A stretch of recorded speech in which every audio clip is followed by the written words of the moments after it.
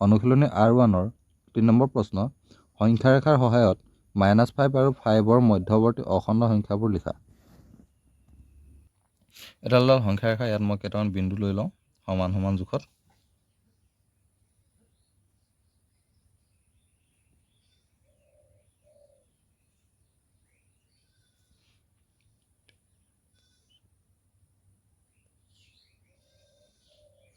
মাজতে মই 0 লৈছোঁ, এইটো 0।